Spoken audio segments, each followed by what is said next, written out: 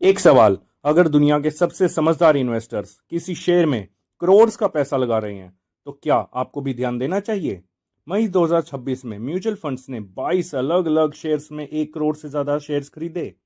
ये लोग एमेच्योर नहीं हैं, ये लोग हैं इंडिया के सबसे बड़े इन्वेस्टर्स। इनके पास डेडिकेटेड रिसर्च टीम्स हैं, डाटा एनालिस्ट हैं, मार्केट एक्सपर्ट्स हैं, और इन्होंने अपना करोड़ का पैसा इन शेयर्स में लगाया। तो सवाल ये है, कौन से शेयर्स थे वो? कौन से 26% तक चढ़े और कौन से 23% तक गिर गए? फिर भी म्यूचुअल फंड्स का भरोसा नहीं टूटा। आज इस वीडियो पे पूरी लिस्ट, पूरे नंबर्स, पूरी कहानी, पूरी वीडियो देखिएगा, क्योंकि एंड में एक बहुत इंपॉर्टेंट लेसन भी है। पहले पूरा कंटेक्स्ट समझते हैं। एक रिपोर्ट के मुताबिक मई 2026 में 42 ऐसे शेयर्स थे जिनमें म्यूचुअल फंड्स ने 1 करोड़ से ज़्यादा शेयर्स की नेट खरीदारी करी। ये एक बहुत बड़ा सिग्नल है। क्यों? क्योंकि जब इतने बड़े फंड्स एक शेयर्स में पैसा लगाते हैं तो वो ब्लाइंडली नहीं करते। मंथ्स ऑफ रिसर्च होती है, कंपनी के फंडामेंटल्स दिखते हैं, फ्यूचर ग्रोथ पोटेंशियल दिखते हैं, और तभी पैसा लगाते हैं। अब इस लिस्ट में 6 शेयर्स ऐसे हैं जिनमें 10% से ज़्यादा का रिटर्न मिला। 5 शेयर्स ऐसे हैं जिनमें 10% से ज़्यादा की गिरावट आई।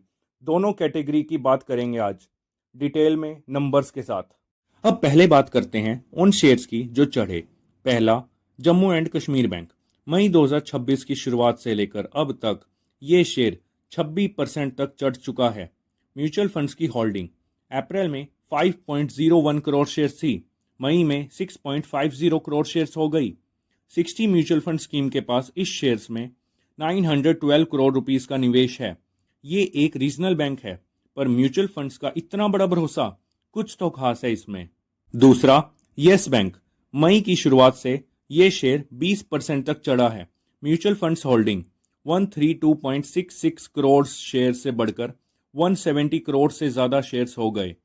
150 से ज़्यादा स्कीम्स के जरिए टोटल इन्वेस्टमेंट 4,135 करोड़ के आसपास। यस बैंक का सफ़र मुश्किल रहा है पिछले कुछ सालों में, पर ये नंबर्स बताते हैं बड़े इन्वेस्टर अब वापस भरोसा जता रहे हैं।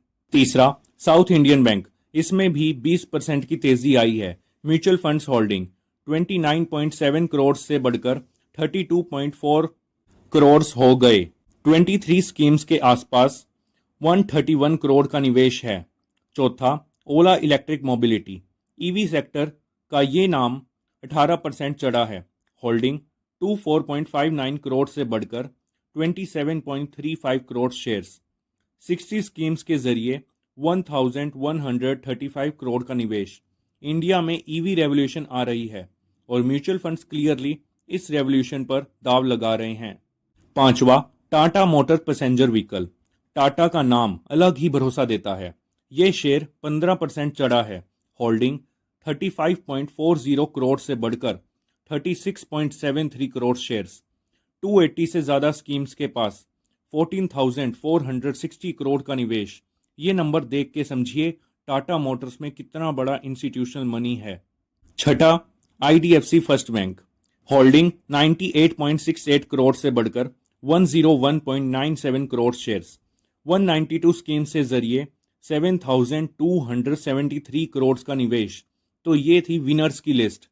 जे and K Bank 26%, Yes Bank 20%, South Indian Bank 20%, Ola Electric 18%, Tata Motors PV 15%, IDFC First Bank 11%। सब में एक कॉमन बात, म्यूचुअल फंड्स ने पहले खरीदा, फिर प्राइस चढ़ी। अब आते हैं उस लिस्ट पर जो थोड़ी कंफ्यूजिंग लगती है। म्यूचुअल फंड्स ने खरीदा, फिर भी शेयर गिर गया। क्या ये गलत था उनका डिसीजन? पूरा समझते हैं। पहला, पावर ग्रिड कॉरपोरेशन। शेयर 10% तक गिरा, पर म्यूचुअल फंड्स ने होल्डिंग 123.92 करोड़ से बढ़कर 127.59 करोड़ शेयर्स कर ली। 360 स्कीम्स के पास 37,000 करोड़ के करीब का निवेश है। पावर ग्रिड इंडिया की इलेक्ट्रिसिटी इंफ्रास्ट्रक्चर कंपनी है। लॉन्ग टर्म में ये फंडामेंटली स्ट्रॉन्ग कंपनी है। म्यूचुअल फंड्स का मैसेज क्लियर है, शॉर्ट टर्म में गिरा पर लॉन्ग टर्म में भरोसा है। दूसरा, जुबिलेंट फूड वर्क्स। ये है डोमिनोज पिज्जा की इंडियन फ्रेंचाइज। शेयर 11% गिरा, पर होल्डिंग 19.80 करोड़ से बढ़कर 20.85 crore shares. Total value 8,915 crore के करीब। तीसरा, सेंट्रल बैंक ऑफ इंडिया। यहाँ सबसे ज्यादा इंटरेस्टिंग डाटा है। Mutual funds holding 3.21 crore share से बढ़कर 21.44 करोड़ शेयर्स, यानी लगभग 6 गुना ज्यादा शेयर्स खरीदे। फिर भी शेयर 12% गिर गया। 55 से ज्यादा स्कीम्स के पास 650 करोड़ से ज्यादा का निवेश। ये एक स्ट्रॉन्ग बेट है। मतलब जब सब घबरा रहे थे, म्यूचुअल फंड्स ने और ज्यादा खरीदा।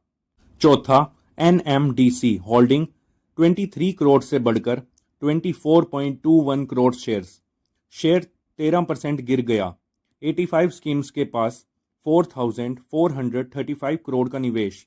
पांचवा, ओएनजीसी शेयर में 17% की गिरावट, पर म्यूचुअल फंड्स ने होल्डिंग 96.52 करोड़ से बढ़कर 98.94 करोड़ शेयर्स कर ली।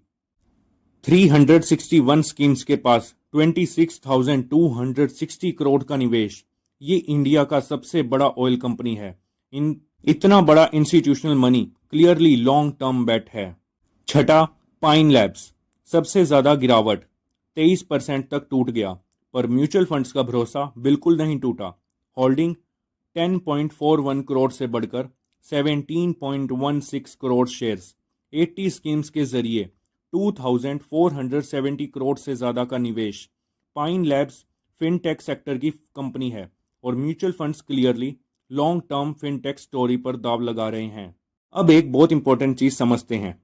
क्या म्यूचुअल फंड जो खरीदे वो हमेशा चढ़ जाते हैं? ऐसा नहीं है। आज की पूरी लिस्ट यही बताती है। कई शेयर्स में म्यूचुअल फंड्स ने करोड़ लगाए, फिर भी शेयर गिरा। तो क्या म्यूचुअल फंड्स गलत थे? जरूरी नहीं। क्यों? क्योंकि इंस्टीट्यूशनल इन्वेस्टर्स 3 महीने के लिए नहीं, 3 साल के लिए सोचते हैं। वो शॉर्ट टर्म प्राइस मूवमेंट से नहीं घबराते।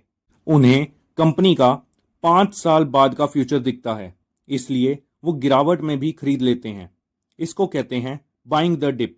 जब सब डर रहे होते हैं, समझदार इन्वेस्टर खरीद रहे होते हैं। वॉरेन बफेट ने कहा था, डर के वक्त लालची बनो और लालची के वक्त डरो। यही प्रिंसिपल यहां भी दिख रहा है। अब प्रैक्टिकल बात, आपको क्या करना चाहिए इन नंबर्स को देखकर? पहली बात, ये लिस्ट देख के सीधा कोई शेयर मत खरीद लीजिए। म्यूचुअल फंड्स का खरीदना एक सिग्नल है, गारंटी नहीं। दूसरी बात, अगर आप ऑलरेडी म्यूचुअल फंड्स में एसआईपी कर रहे हैं तो समझिए आपका फंड मैनेजर एग्जैक्टली यही काम कर रहा है। रिसर्च करके बेस्ट शेयर्स ढूंढ के और सही टाइम पर खरीद के आप ऑलरेडी एक स्मार्ट सिस्टम में हैं। तीसरी बात, अगर कोई शेयर गिर रहा है पर म्यूचुअल फंड्स उसमें और ज्यादा खरीद रहे हैं तो ये एक इंपॉर्टेंट सिग्नल है। मतलब बड़े इन्वेस्टर मान रहे हैं अभी गिरा है पर आगे जाएगा। चौथी बात, कभी भी सिर्फ एक इंफॉर्मेशन के बेसिस पर इन्वेस्ट मत करें। म्यूचुअल फंड्स बाइंग सिर्फ एक डाटा पॉइंट है। कंपनी के फंडामेंटल्स भी देखें, सेक्टर आउटलुक भी देखें, अपनी रिस्क कैपेसिटी भी समझें। तो पूरी मई 2026 की कहानी एक नज़र में। शेयर्स जिन्हें चढ़े, जम्मू एंड कश्मीर बैंक 26% ऊपर, येस बैंक 20% ऊपर, साउथ इंडियन बैंक 20% ऊपर, ओला इलेक्ट्रिक 18% ऊपर, टाटा मोटर्स पीवी 15% ऊपर, आईडीएफसी फर्स्ट बैंक 11% ऊपर। शेयर्स जिसमें गिरावट आई फिर भी म्यूचुअल फंड्स का भरोसा बना रहा। पावर ग्रिड 10% नीचे, जुबिलेंट फूड वर्क्स 11% नीचे, सेंट्रल बैंक ऑफ इंडिया 12% नीचे, एनएमडीसी 13% नीचे, ओएनजीसी 17% नीचे, पाइन लैब्स 23% नीचे। एक बात जो क्लियर है, जहां बड़े फंड हाउसेस लगातार हिस्सेदारी बढ़ा रहे हैं, उन शेयर्स पर मार्केट की नज़र ज़रूर बनेगी आने वाले महीनों में। तो यही था आज का एनालिसिस। मई 2026 में म्यूचुअल फंड्स ने कहां लगाया पैसा और क्या रिजल्ट मिला। अब एक सवाल आपके लिए, इन शेयर्स में से कौन से शेयर आपको सबसे ज़्यादा इंटरेस्टिंग लगा? कमेंट में ज़रूर बताएं। आपकी राय हमारे लिए बहुत इंपॉर्टेंट है। अगर ये वीडियो इन्फॉर्मेटिव लगी तो लाइक ज़रूर करें और ऐसे ही स्टॉक मार्केट और म्यूचुअल फंड्स की रियल एनालिसिस के लिए सब्सक्राइब करें इस चैनल को।